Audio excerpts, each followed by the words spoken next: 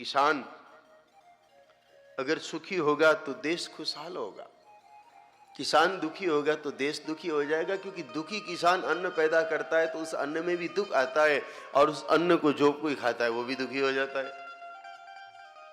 दुख इस बात का है कि हमारे वैज्ञानिक या हमारे नीति निर्माता इस बात पर विचार नहीं करते कि इसका भी प्रभाव पड़ेगा। वो तो सीधा अन्न कैसे प्रोडक्ट हो और क्या हो उसी को सोचते हैं।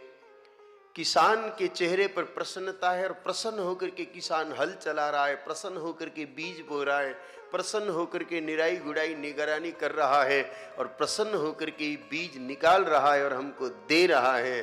तो प्रसन्नता उस खेत से उत्पन्न होने वाले उत्पादन पर, यानी कि अन्न फल सब्जियां दलहन तिलहन सब पर पड़ेगी, और उसको खाने वाला भी प्रसन्न रहेगा। इसलिए किसानों की प्रसन्नता से ही राष्ट्र की प्रसन्नता है। आज किसान दिवस पर हम सब किसान भाइयों के लिए भगवान से प्रार्थना करते हैं कि ये प्रसन्न रहे। सच बात तो यह है कि किसान भी प्रसन्न उसी दिन रहेगा जिस दिन उसके घर में 2 जोड़ी तो बैल और 10 गाय माताएं विराजमान रहेगी। उस किसान को कोई दुखी नहीं कर सकता। गाय माता के गोबर की शक्ति से पुण्य कमाएगा, बैलों की धर्म शक्ति उसको प्रसन्नता की तरफ भेजेगी। तो किसान दिवस पर हम किसान भाइयों के लिए भगवान से यही प्रार्थना करते हैं कि सबके घर में बैल हो। वैसे बैल बिना किसान की कैसी पहचान? जिसके घर में बैल ही नहीं है वो कहते हैं आई एम ए फार्मर। कहां का फार्मर है भाई तू? बैल के बिना कैसी फार्मिंग?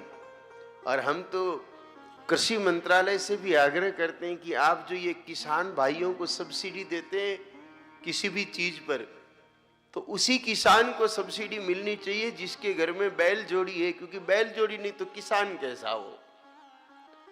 ऐसा होने पर 2-3 काम हो जाएंगे। केमिकल फर्टिलाइजर पर प्रतिबंध लगेगा, क्योंकि कम से कम 2 बैल का गोबर तो खेत में डालेगा वो। दूसरा, बैल होंगे तो उसके मन में धर्म रहेगा, तो अपराध भी नहीं करेगा, संतुष्ट रहेगा, प्रसन्न रहेगा। तीसरा, बैल आधारित कृषि का अन्न इतना पावन होगा कि जिसके भी घर जाएगा खाएगा वो भी सुखी और संपत्तिवान रहेगा।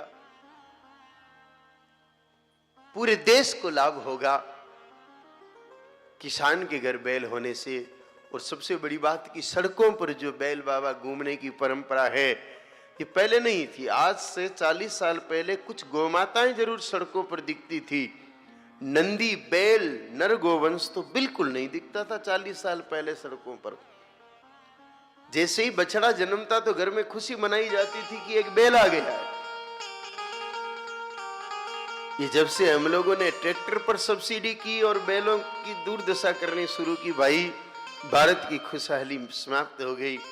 हम तो आज किसान दिवस पर भगवान से भी यही प्रार्थना करते हैं कि हे प्रभु, इस धरती की समृद्धि के लिए, किसानों के कल्याण के लिए, भूमि की उत्पादन आयु बढ़ाने के लिए हे नाथ, सबके घर में गोवंश बढ़ाओ, गोवंश बढ़ाओ,